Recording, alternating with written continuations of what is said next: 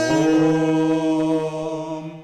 सहना भवतु सहनौ भुनक्तु सह वीर्यं करवावहै तेजस्विनावधीतमस्तु मा विद्विषावहै।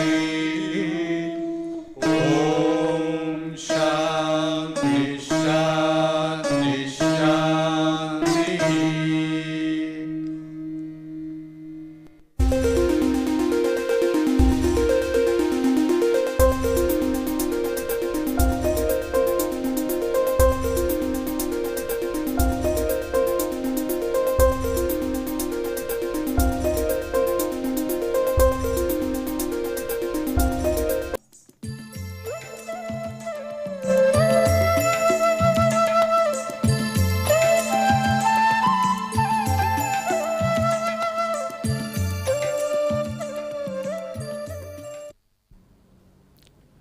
To continue with our discussion about the basic planes in a crystal lattice, you have seen that we have identified a few planes in the crystal lattice. These are 1 0 0, 1 1 0 and 1 1 1.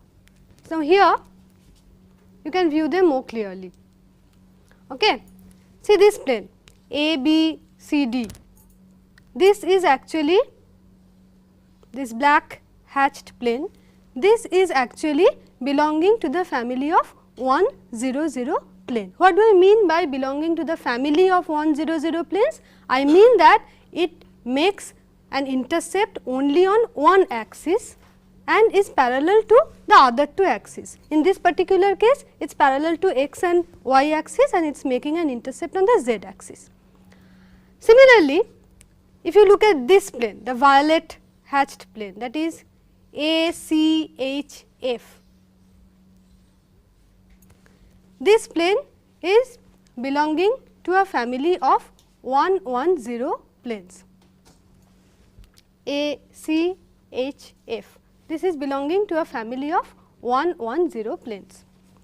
And if you look at the triangular plane CEH, this is actually an 1 1 1 plane, that is it makes intercepts on all the three axes, equal intercepts 1 1 1. So, these are the basic three crystal planes about which we need to concern ourselves when we are discussing silicon as a single crystal material, because these are the three planes you will encounter most often and the properties of these planes will be different. Now, why do I say that the properties of these planes will be different? Look at this. Here I have actually taken just this plane ABCD and put it here along with its atomic configuration. If you also look at this model here, this is a plane belonging to the family of a 1 0 0, this plane, right. And what do you see? You see one corner atom here, one corner atom here, one corner atom here, one corner atom here and the face centered atom here. But they are not uniquely contained in this plane. What do I mean by that? What I mean is simply this. Let us consider the 1 0 0 plane. I have a corner atom here and a corner atom here and a corner atom here and one here and one at the center. Now, you can think of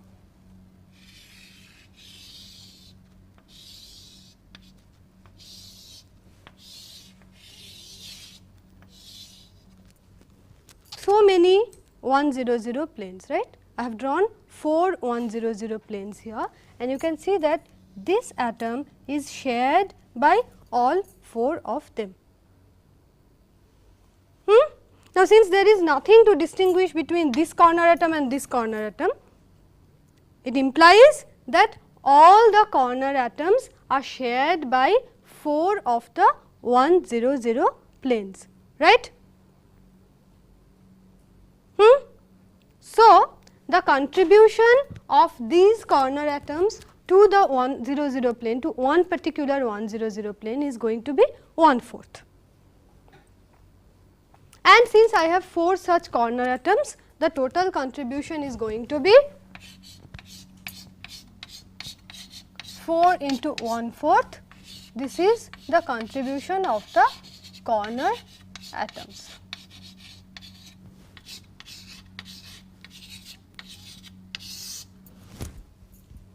What about the center atom?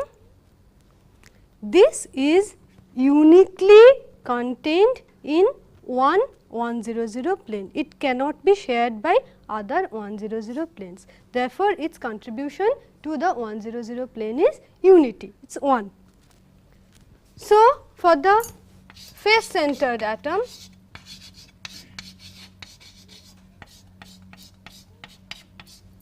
in other words, the total contribution of the atoms to this 1 0 0 plane is simply 2, right. What is the plane area now? You know that in this lattice we said that each side of the cube is A. Therefore, the area of 1 0 0 plane is A square.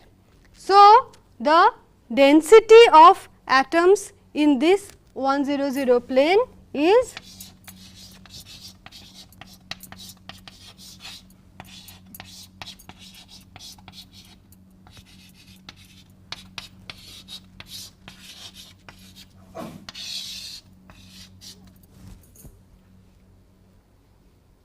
atoms in A square area. Therefore, the packing density of 1 0 0 plane is 2 by A square.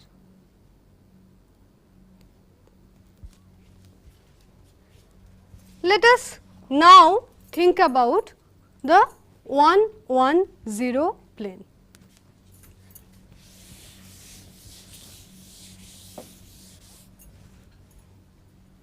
You can also see it here. This is the 1 1 0 plane. In fact, it might be clearer if you look at this, look at the model.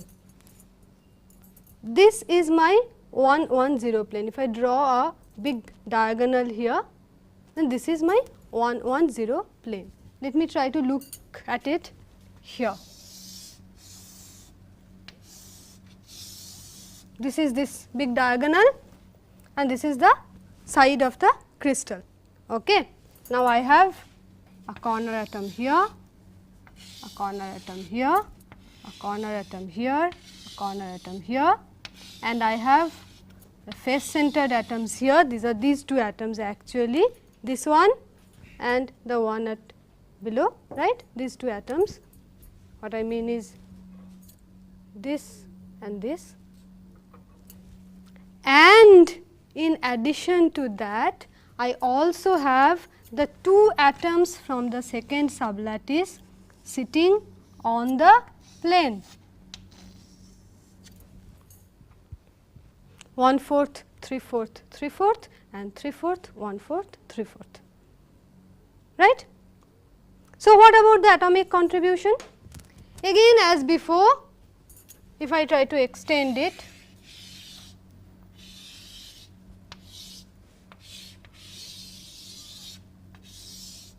you can see each corner atom is shared by 4 1 1 0 planes. Therefore, the contribution of the corner atoms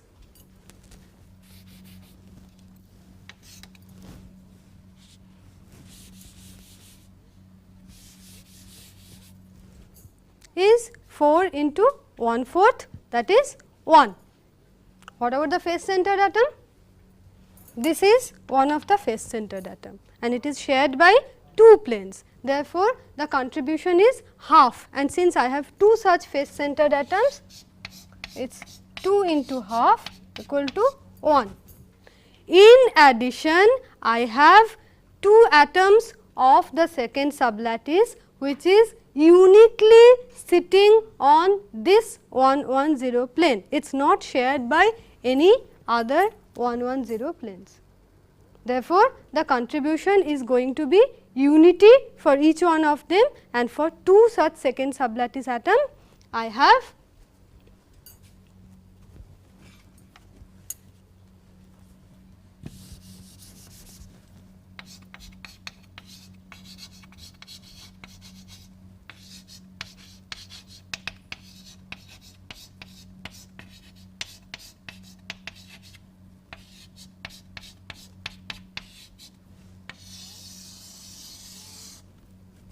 therefore, the total atomic contribution to the 110 plane is 4. And what about the area of this 110 plane? You know, this side is actually A and this is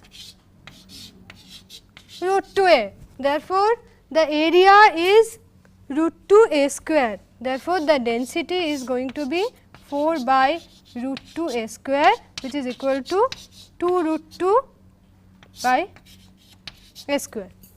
Am I correct?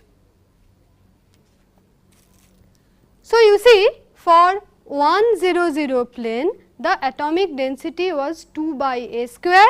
For 110, the atomic density is 2 root 2 by A square. Therefore, atomic density is larger in case of 110 planes. Right. Now, let us take the case of 111.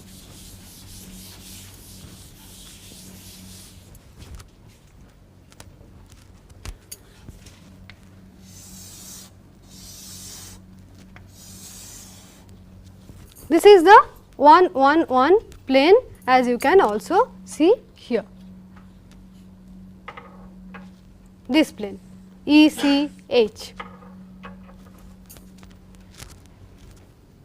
Where are the atoms located? At the 3 corners. These are the 3 corner atoms and the 3 face centered atoms, right. You can also look in here.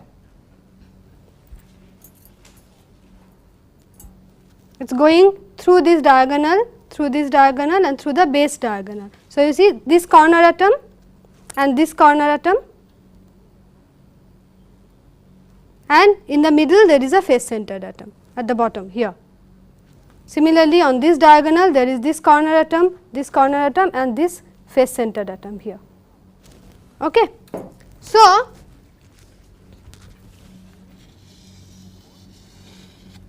again let us look at the atomic contribution to this particular plane.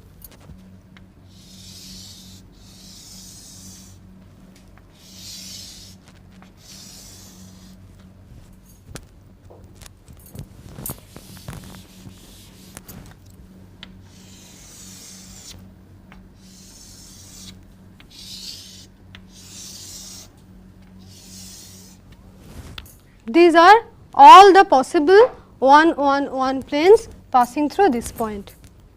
That is, I have 1, 2, 3, 4, 5, 6 planes. It is a hexagon, it has to be, right, because this is actually an isosceles, an equilateral triangle, each triangle having 60 degrees. So, I have 6 such triangles basically. Okay. So, for each corner atom, it is shared by 6 111 planes. Therefore, the contribution to one particular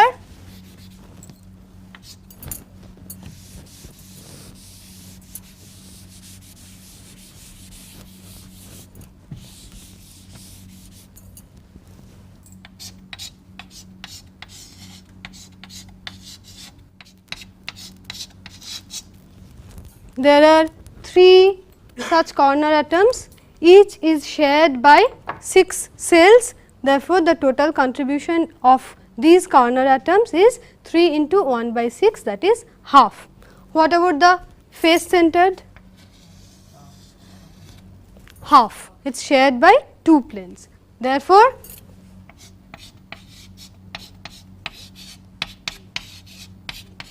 the sum is 2 again. What about the area of this 1 1 1 plane? As you know, this is an equilateral triangle.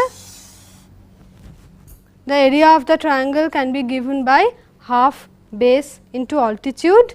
Therefore, let us do a little bit of high school geometry.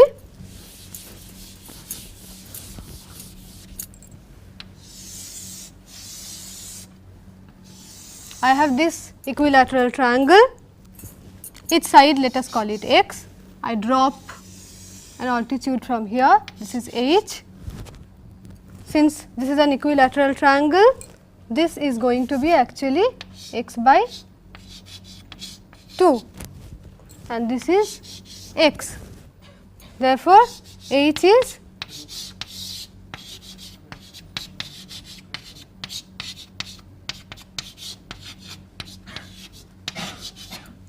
root 3 by 2 x.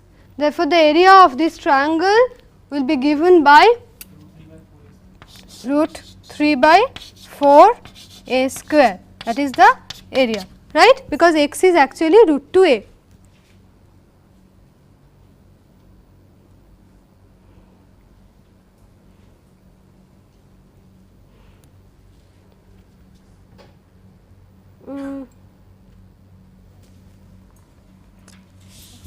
I think I will just redo this once again, maybe this step should be worked out. So, I have half base is actually my x into root 3 by 2 x. So, I have root 3 by 4, area is actually root 3 by 4 x square, and since my x is actually twice x is root 2 a, therefore, area is root 3 by 4 into 2 a square. So, root 3 by 2 a square. Okay. So, you see the density of atoms therefore, is going to be 2 into 2 by root 3 a square, that is 4 by root 3 a square.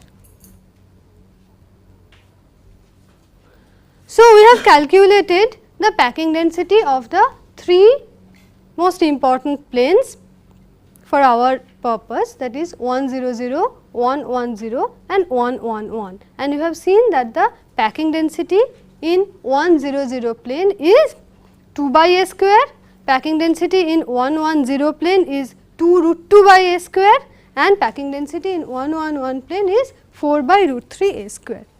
Why am I harping on this packing density? Because the packing density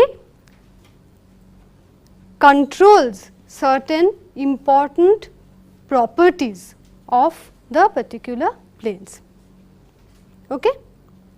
So, let us note this point that the packing density in 1 0 0 plane is the lowest. It is the lowest.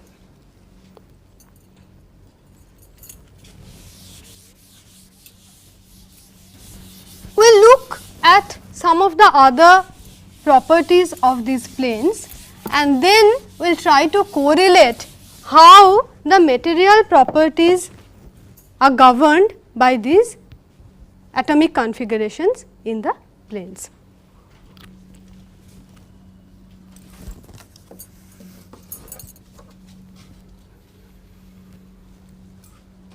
You can see here some of the basic geometric considerations of the planar structure. First of all, see that when I have two planes are meeting, the angle between the two planes, if I call this angle theta, theta between two planes u1 v1 w1, by u v w actually I mean the Miller indices. Okay, so, it can be 1 0 0, 1 1 1 etc. So, between these two planes u1 v1 w1 and u2 v2 w2 is given by this relationship, cos theta equal to u1 u2 plus v1 v2 plus w1 w2 divided by square root of u1 square plus v1 square plus w1 square multiplied by u2 square plus v2 square plus w2 square. Also, these planes will intersect at a line. The line direction is given by UVW, where U is V1 into W2 minus V2 into W1, V is W1 into U2 minus W2 into U1, and W is U1 V2 minus U2 V1. This is a line of intersection between two planes. And finally, the separation between two adjacent parallel planes, that is, when I say two adjacent parallel planes, what I mean is, you see, this is one plane, okay. This is its adjacent parallel plane, the front plane and the back plane, or you can say this and this, or the top and the bottom. This is what I mean by two adjacent parallel planes. The two planes are parallel to each other. So, what is the separation between these two planes is given by this relationship. D is equal to A divided by square root of h square plus k square plus l square, where h, k, l are the Miller indices of this plane, right. So, these two relations, the relation of the angle between two planes and the separation between two planes, are going to be quite important along with the atomic density of each plane in determining the properties of each particular plane, and that will tell us for any particular application what should be the crystal orientation. Let us explore it a little further. You know that the separation between two planes are given by this relationship. D is A by root over h square plus k square plus l square. Therefore, if I have two 1, 0, 0 planes, that is this front plane and this back plane, the separation between them is simply A. You can see it from here. The separation between them is A. I can work it out for 1, 0, 0 planes.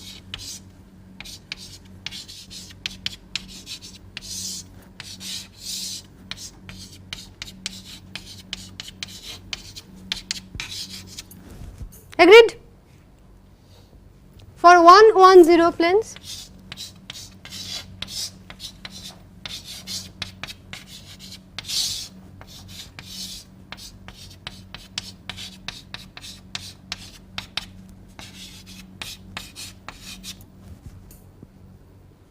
and for 1, 1, 1 planes,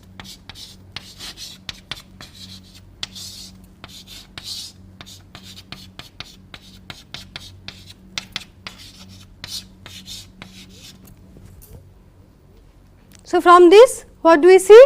We see that the 1, 1, 1 planes are, they have the least spacing between two adjacent parallel planes. In other words, 1, 1, 1 planes are most closely spaced together.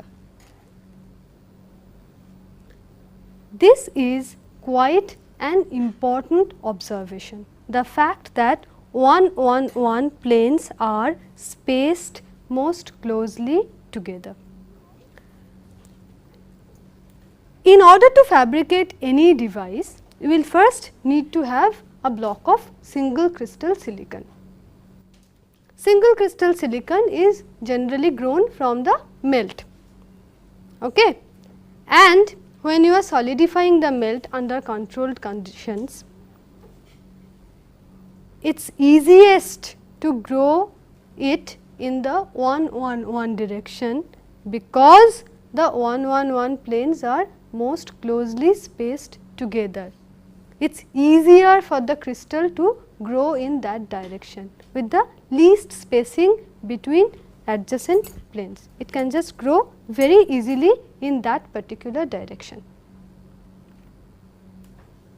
So, it is very simple to grow, let us not say it is very simple, it is much simpler to grow 111 crystal than if you want to grow the crystal in 100 or 110 direction. What does that mean? See, finally as engineers you must always realize that everything boils down to the cost. It is easier to grow silicon in 111 direction. Corollary, 111 crystals will be cheaper. That is one of the major reasons why almost all bipolar junction transistors were fabricated on 111 wafers, because they are readily available and they are cheaper. Therefore, the cost of your fabricated device can also be kept low. Finally, you will have to sell whatever integrated circuit you make, you have to sell it. Therefore, it is easier to grow and it is also cheaper. But there are other considerations which we will consider later for certain particular applications. For example, for MOSFETs, you may not want a 111 crystal. We will consider that in a few minutes. While on the subject of this least spacing between adjacent parallel planes, let me also tell you that because of this reason, it is most difficult to etch silicon in 111 direction, least spacing between them. Okay. Therefore, they want to stay put, it is difficult to etch them off. So, there are many chemical etchants. When silicon is subjected to those chemical etchants, it etches it selectively, that is it will etch other planes, but it will not etch 111 planes. Therefore, when you are etching 111 planes will be exposed. The etching will stop when it encounters an exposed 111 planes. This again has some very interesting fallouts. Look at the angle between two planes. Cos theta is given by this relationship. Okay. Now, suppose you have an 100 wafer. Okay. Suppose you have an 100 wafer.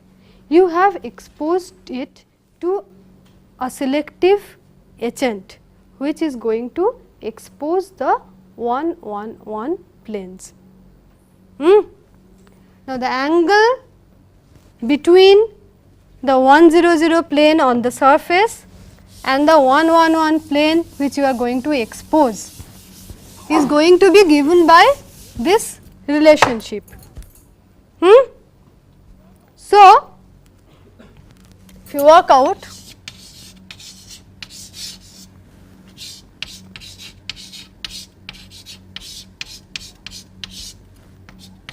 cos theta will be given as U1 U2 plus V1 V2 plus W1 W2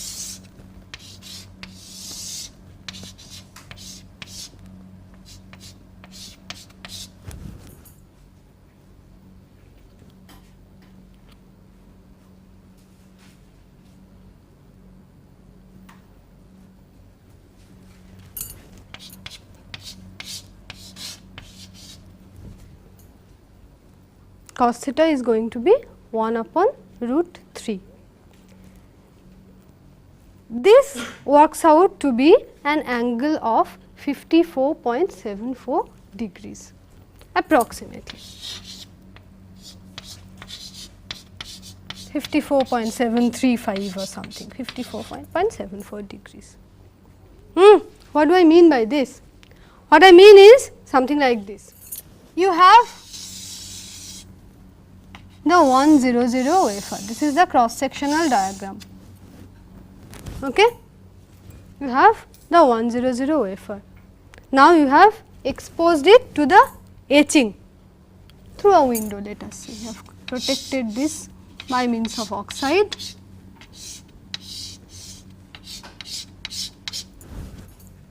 and you are subjecting it to etching. So, what is going to happen? The etching is going to proceed like this.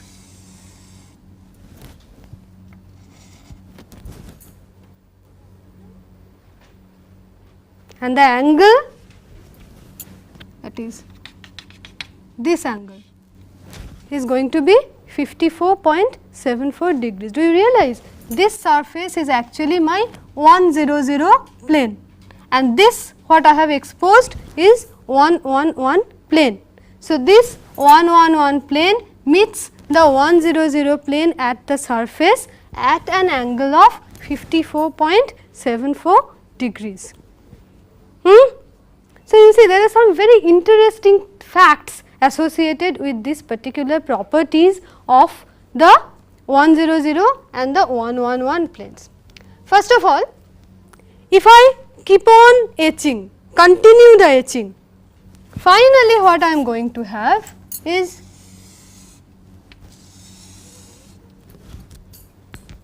etching cannot proceed any further, it is going to stop here, and this height will be determined by the width of the window, because you see this angle is fixed. Therefore, I am governed by this window opening to know finally how much I can etch. It will be a self limiting etching. Etching will finally stop at a point, no matter how long I keep etching it.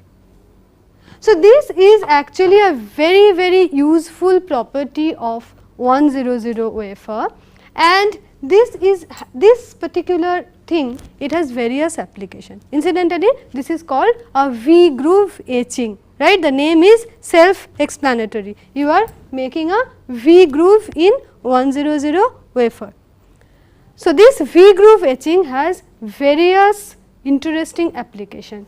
One such application is you have a device called a VMOS or a UMOS. Very briefly let me tell you what that is. For that UMOS you have a structure like this. You have etched it down and you have a structure like this. So, now this portion can be the source and the drain, and you can have your gate here. So, what have you achieved? You have achieved a MOSFET with a very small channel without actually having to have very crucial photolithography. By deciding the time of etching and by keeping this window dimension, you can actually realize a channel length which is going to be much smaller than your original window opening. So, it is used in VMOS. It can also be used in isolation between two devices. If you can etch it down, you can have one device here and the other device here. It is also used nowadays. There are a lot of interest generated in micro machining of silicon, and this selective etching is very much used for micro machining of silicon. These topics will cover later on as the course progresses, but let me tell you that this is a very, very interesting fact that first of all it is difficult to etch 111 planes because of its least spacing between adjacent parallel planes, and secondly it is very interesting that 100 and 111 meets each other at this particular angle of 54.74 degrees, which makes a lot of interesting possibilities. Okay. Now, 111 plane also has another interesting property. It has the highest tensile strength and modulus of elasticity. Highest tensile strength and modulus of elasticity among the other planes. So, what is the fallout of that? That means it is very hard to crack, right. Now, you see when I am making a device, I have a big disc of silicon, a big silicon wafer like this.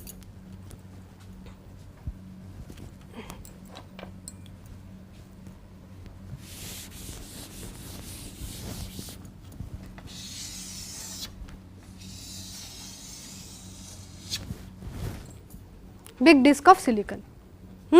I would like to cut pieces from here. How does one cut?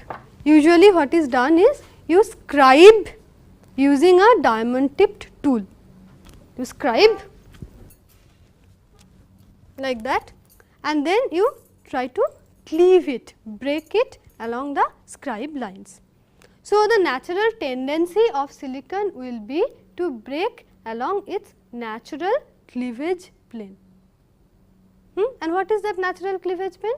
Obviously 1 1 1, because 1 1 1 has the highest modulus of elasticity and the highest tensile strength. Therefore, when you cleave a silicon, the plane you expose is going to be 1 1 1. Agreed?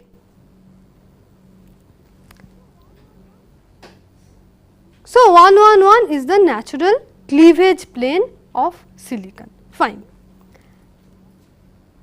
If I have an 1 0 0 wafer, let us say that this surface is actually 1 0 0, and when I am cleaving, I am going to expose 1 1 1 planes here.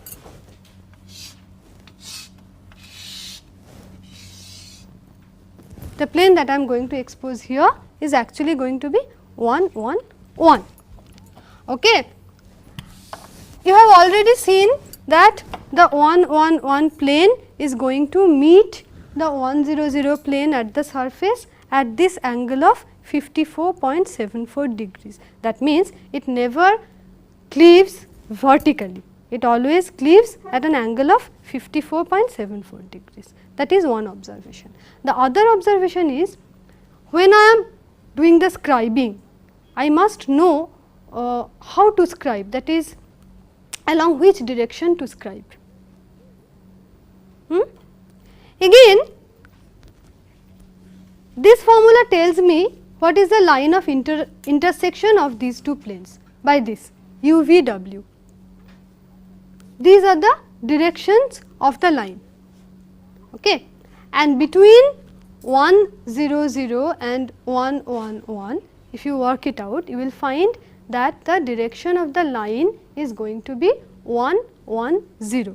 That is, this along this 1 1 0 directions, the planes are going to meet. Okay. So, it is common practice to provide this direction on a silicon wafer. How does one provide this direction? Simply, see, this is otherwise a circular disc. One side we provide a flat. This flat is along the 1 1 0 direction. This simply signifies that I am going to specify one scribe line for you. So, this flat is provided on the wafer. Your first scribe line is perpendicular to this flat.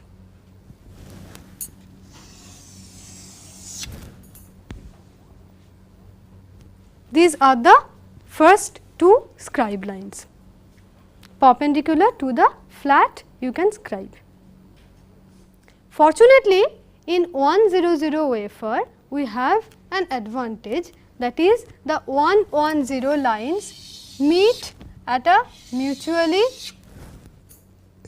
perpendicular direction, and you can cut out rectangular chips from a circular wafer. All the 4 lines that I have drawn are the 4 1 1 0 directions which are meeting in mutually perpendicular direction, and therefore, we can easily cut rectangular chips.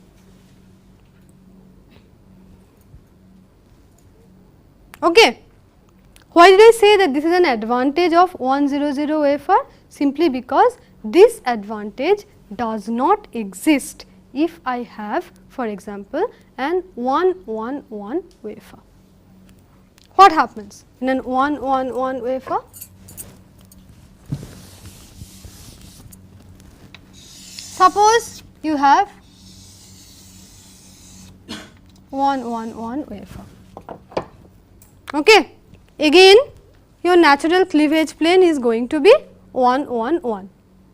Okay. So, the surface 1 1 1 plane must meet the bulk 1 1 1 plane.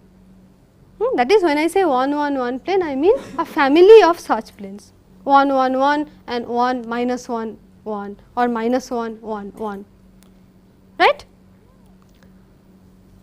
Here also, if you work out that direction of the line, you will find that they meet in the direction of 1 1 0. The angle, however, is going to be different, and the angle is going to be, cos theta is going to be, if it is 1, say if I have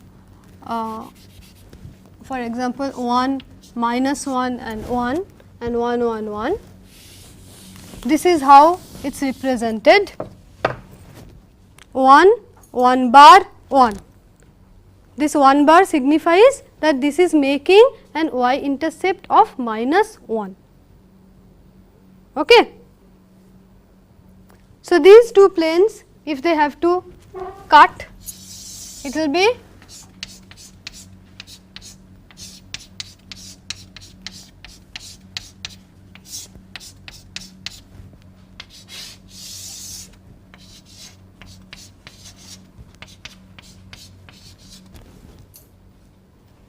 and this angle will work out to be 70.53 degrees.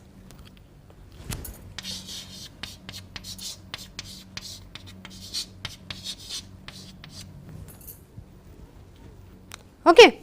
So, theta is different. Notice that even here it is not really vertical, it is not 90 degrees, it is 70.53 degrees. So, whenever you cleave a silicon, you do not really have a vertical block.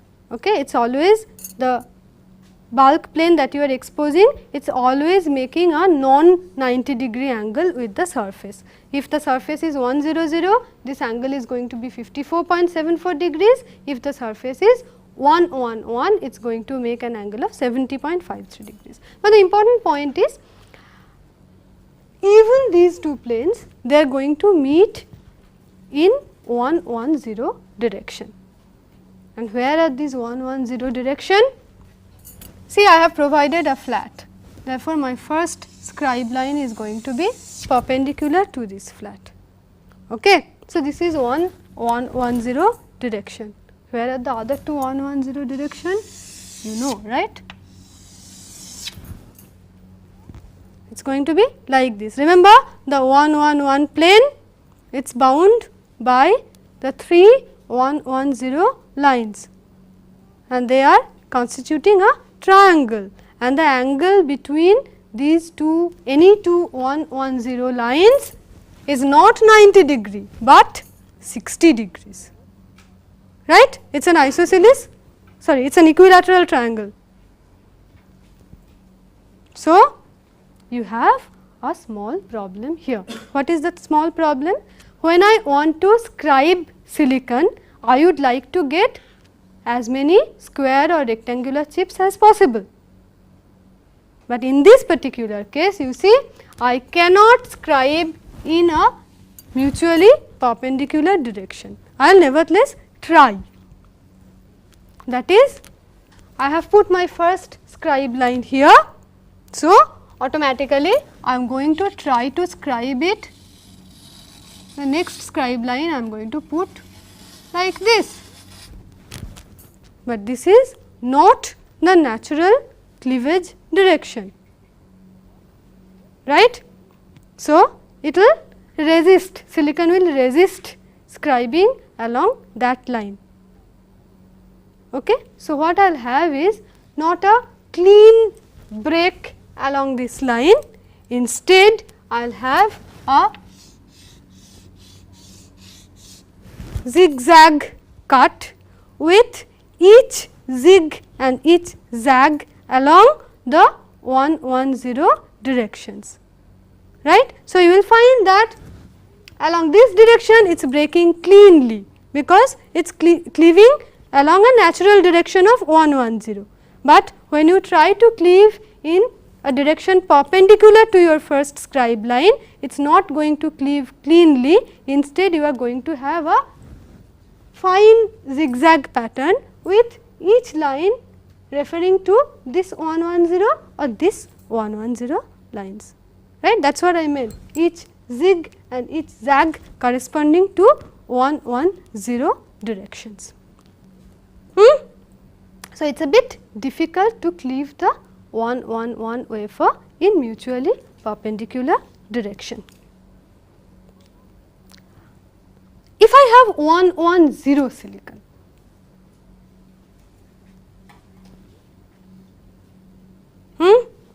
if I have 110 silicon, it is going to be very interesting. Again you see the first point is common, when I am cleaving it is going to be 111 planes, cleavage plane is going to be 111 planes. I leave it for you to work it out, find out the angle cos theta. You will find that you have 111 planes meeting the surface 110 plane in at 90 degrees. That is, again if I refer to a cross sectional diagram,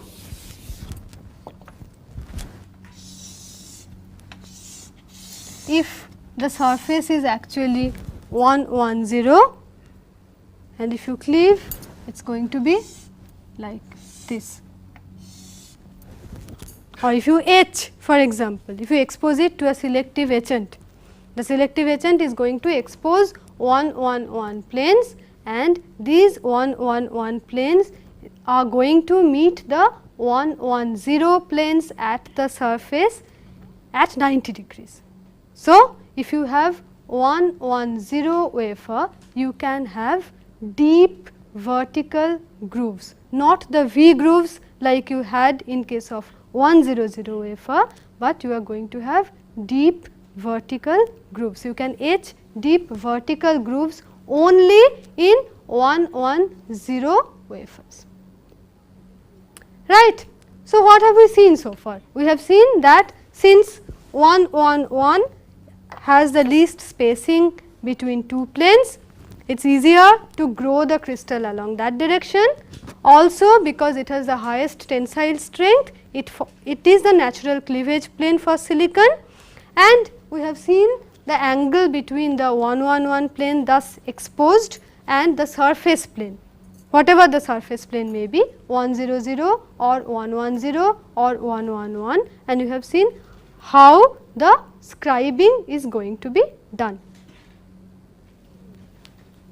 Finally, let me tell you that there are some other processing steps like oxidation and diffusion, which will also be influenced by the properties of these individual planes. For example, the atomic density. You have noticed that the atomic density was lowest in 100 plane. Therefore, when you subject them to oxidation for the same time, for the same temperature under identical condition, you will find the oxide thickness on 111 plane is more than that on 100 planes, simply because the 111 planes have more density of silicon atoms.